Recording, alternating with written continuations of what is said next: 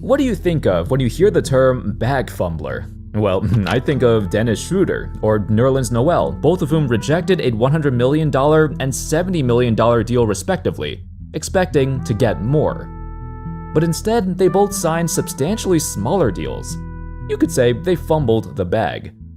While it's quite rare to see this happen, in this day and age, more and more players seem to be fumbling the bag based on sheer delusion, and actively damaged their own value to the point where they believe they're way better than they really are. Plus, in the modern age of contracts being ludicrously large, a lot of players, even role players, want a piece of that pie. And in turn, they make bad decisions. In this video, we're going to take a look at 4 of the biggest bag fumblers in recent times. And for these guys, they fumbled so hard they might not ever recover, with the possibility of completely falling out of the NBA. At the apex, Kuminga penetrates, water is good, +1. Jonathan Kuminga. What better way to start this video than with the most notorious bag fumbler in recent history? Here's the context.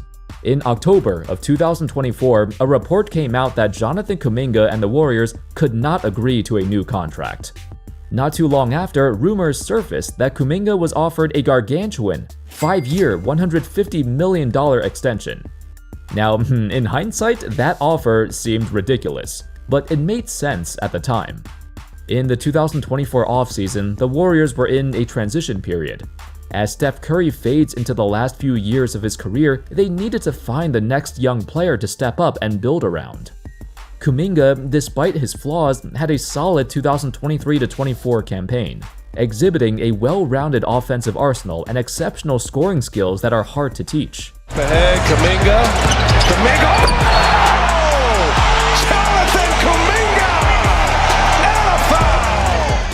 He had a natural feel for putting the ball into the basket. With their hopes of championship contention running slim, they might as well try and retain a potential young piece of this franchise for years to come. Except Kuminga rejected this offer and wanted a maximum extension, to be paid over $200 million. Basically, he wanted the same extension that fellow draftmate Cade Cunningham got, 5 years, $224 million, or something close to it. While it seems absolutely delusional that he thinks he can get this much, I feel like the 2024-25 season was set up perfectly for Kuminga to make a jump. With Klay leaving the Warriors and Steph taking fewer shots than before, it created a scoring vacuum on the roster, a vacuum that Kuminga was eager to fill. Sadly for him, everything that possibly could have gone wrong went wrong. First, Kuminga had a very disorderly start to the season. In his first 20 games of the year, he only averaged 14 points a game, on fewer than 20 minutes per game. His playing time fluctuated, and it dropped significantly, in large due to his own fault. Steve Kerr would pull him out so quickly, and he wouldn't even see minutes in the fourth quarter due to the amount of defensive lapses, missed rotations, or just complete tunnel vision and his refusal to pass. The dude averaged fewer than 2 assists in his first 20 games, and this hindered his playing time for the rest of the year. Instead of working to improve his weaknesses over the summer, they became far more pronounced and noticeable, and his leash got even shorter. Second, to make matters worse, he got injured at the worst possible time. Steve Kerr was finally starting to trust Kuminga, and he got more minutes. Dude was averaging 30 minutes a game leading up to his injury on January 4th. This injury, an ankle sprain which might not have seemed that bad, it sidelined him for over 20 games. Third, by the time he returned, the Warriors went through some major changes. In particular, the arrival of Jimmy Butler, who essentially rejuvenated the whole Warriors offense. And they went from being barely in the playoff race to a legitimate shot to compete for the title. Lost in the process, however, was that with Jimmy on the roster, Kuminga became irrelevant and redundant. They played the same position, but unlike Kuminga, Jimmy was stable. He was consistent, he could create plays, defend, and basically not do the stupid things Kuminga always did. With this being possibly the Warriors' final attempt at the title, they had no more time to experiment with Kuminga and instead favored the more experienced Butler. In the playoffs, he even racked up several DNPs against the Rockets, a defensive juggernaut who punishes players with any flaws on offense. It's like all the trust that Kuminga built up with Kerr in the previous year, it was all gone. Or maybe Kerr never trusted him in the first place, and now he had a legit reason to not play him. Towards the end of the regular season, Steve Kerr was asked a question by a reporter about his thoughts on Jonathan Kuminga, to which Kerr was very blunt. Sometimes things go in a different direction. The puzzle has to fit. We found a really good formula when JK was injured and we got Jimmy. I think we went 18-2 or something right away. So we found lineup combinations that have clicked, and we're winning and we have to stick with that. It's brutal for JK, it really is. He's a young player, he wants to play, and he's absolutely talented enough to play. I definitely feel for him. While Kuminga's numbers don't look awful on paper, his negative impact is more visible in the on-off numbers. When he's off the court, the Warriors have a net rating of plus 4.33. When he's on the court, only plus 0.59. With their offensive rating being the more noticeable drop-off, this meets the eye test, as when you watch him or when the Warriors fans watch him all season, he's sometimes infuriating to watch. For a veteran team like the Warriors, these kind of mistakes are unforgivable. Though Steve Kerr has also drawn criticism for his overly strict leash on Kuminga. For example, in the playoffs, why should Brandon Podziemski be allowed to brick every shot he's taking and still stay in the game? Yet Kuminga gets benched after one mistake. In his eyes, it's fine when you're missing shots as long as those shots are within the flow of the offense. Whereas Kuminga, he's more of an ISO player, and for every mistake he makes, it's because he ruins the flow of the offense and goes completely off the game plan. Regardless, the 2025 season was not kind to Kuminga, and that $150 million extension is likely off the table. Caleb Martin.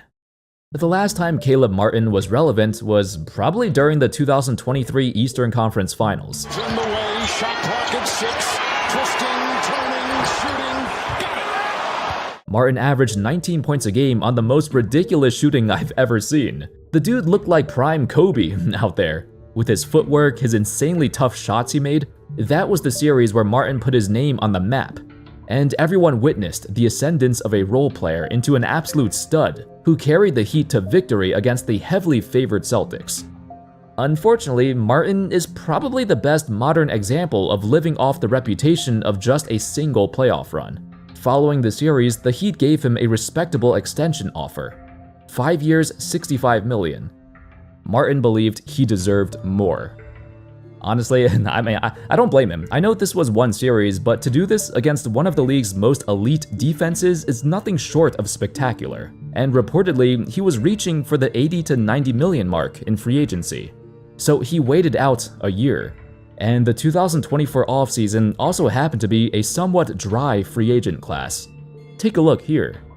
Most of the highly sought-after free agents stayed with their original team, with the exception of DeMar DeRozan. Though I'm not sure how many teams actually wanted him. Martin was one of the few role players in this free agent class who could make a real difference for a playoff team, as he has done so before. So after rejecting the 5 year $65 million extension from the Heat, Martin went into free agency hoping to get more, and sadly, he struck out. Not many folks were interested. The Sixers gave him the best offer that summer at only 4 years, $32 million. Which, honestly, that's probably about what he was worth at the time. You can't expect to bank your entire value on one series, which Martin was doing. With the addition of the second apron luxury tax penalty, teams are now more cautious than ever on paying their role players. So 4 years, $32 million, $8 million per year, that was reasonable for him, and the Sixers made a good deal. At the time, that is. It turns out Martin was even worse than anticipated. So bad that the Sixers gave him away midway through the season to the Dallas Mavericks in exchange for Quentin Grimes. I mean, they already made one horrendous trade by giving up Luka, and now they gave up Quentin Grimes, who had a breakout year in Philly, while Caleb Martin rotted away at the end of the Mavs bench. Not only does his initial 5 year $65 million offer seem like a horrendous overpay, but even for 4 years $32 million, that's still a huge overpay. Now, I've seen players fumble the bag before, but I haven't seen a player who fumbled the bag, then signed a much cheaper contract and is still ridiculously overpaid. In fact, this might be the last contract Caleb Martin ever gets in the NBA. Montrezl Harrell. On one hand, Montrezl Harrell is a case of a player who went from being very productive to completely vanishing. Here's what happened. It goes back to the summer of 2018. Trez signed a simple 2-year, $12 million deal with the Clippers. In those 2 years, however, he greatly, and I mean greatly, outperformed his salary. He played like an absolute demon off the bench, part of the two-headed beast alongside Lou Williams, who led the Clippers bench mob to form one of the deepest teams in the league. In his second year of the deal, he even won the 6th Man of the Year award. I remember trying to follow the details of free agency back then because it was kinda hectic with the pandemic and all that. But it made me wonder why Harrell never got re-signed by the Clippers. After winning 6th Man of the Year and having the best season of his entire life, you'd imagine the Clippers would want to re-sign him and keep him, right? Well, there were plenty of other problems with his game that made him essentially unplayable in the playoffs. In particular, his atrocious defensive awareness, his poor court vision, and being incapable of shooting outside of 5 feet. Really, Jalen, what do you think about him just coming out and saying that the Clippers didn't really want him back? Ruined some of his value by playing poorly in the playoffs. You're going to see a lot of people getting big deals this offseason. The reason why he didn't get a long-term deal is because he was the defensive liability to the point where they had to take him out of the game. Harrell also rarely ever passes the ball, and this combination of flaws led to him being exposed year after year in the playoffs. Perhaps the term regular season merchant can be used to describe him. That's why the Clippers refused to re-sign him. However, he did get an offer. According to Brad Turner of ESPN, the Charlotte Hornets offered him a substantial amount of money. 4 years, $80 million. $20 million a year for the 6th Man of the Year. It seems like a reasonable deal, but he rejected it and decided to join the Lakers on a measly 2-year, $19 million deal. Some reporters wondered, did Harrell sign with the Lakers just for a chance to win the championship? They did just win the title in 2020, and perhaps he was looking to help them repeat. But I feel like that doesn't make sense, because up until that point, he's only made $16 million in his entire NBA career thus far. So to reject $80 million seems implausible. Harrell was at his prime age to earn a big payday, so it doesn't seem like the right time to chase a championship. It's even more strange when you consider he was born and raised in North Carolina, so playing in Charlotte would help him stay close to home. It seemed like the ideal situation for him to take their offer. Maybe he wanted to pull a Malik Monk. By signing a smaller deal with the Lakers, he can shine more on the big stage. Or maybe it's because he's represented by Clutch Sports, and they convinced him to sign with the Lakers for way less money to give him more exposure. It wouldn't be the first time that Clutch screwed over one of their clients.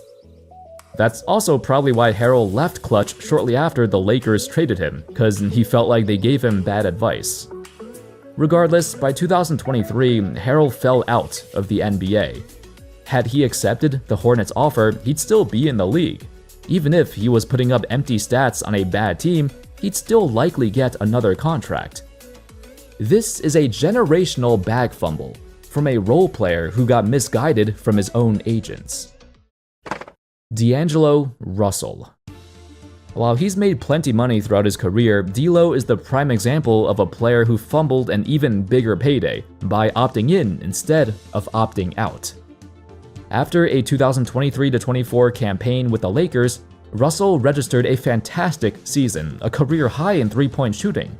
At 27 years old, at the peak of his career, it's time for him to get paid again. With an $18 million player option, the best step to take after a great season like this would be to opt out and sign a longer, more substantial contract to guarantee his next payday. Unfortunately, by opting in to the 2024-25 season, D'Lo took a huge gamble. He felt comfortable on the Lakers, and perhaps could have an even greater season than before. That was his mistake. If there's one thing he should have learned is you're never comfortable on the Lakers, especially on a team with the GM. On December 29, 2024, Russell was traded to the Brooklyn Nets. Hilariously, this was the second time the Lakers sent him to Brooklyn, but this time he really struggled on a team with no identity. He ended the season with the lowest scoring output of his entire career, even lower than his rookie season, and the dude's three-point shot vanished overnight.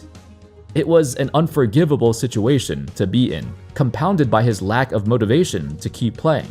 What's even funnier is this is what he said when he was playing for the Nets. Quote, "I'll never take being able to play free basketball like this for granted again." By free, he meant doing whatever he wanted without the pressure of winning. Entering the 2025 free agent class, his value has tanked, and he's getting nowhere near the amount of money he would have gotten had he opted out the year before and signed a longer deal. Very few times in NBA history do we see a player willingly hurt his value by opting in to his player option, but this is one of those times, and with considerable consequences. Anyway, that's all folks. Those were 4 of the biggest bag fumblers in recent years. Let me know if you can think of any other players who fumbled the bag recently, and let me know in the comment section. Thank you all so much for watching. I hope y'all enjoyed the video. And of course, as always, I'll see you next time. Peace.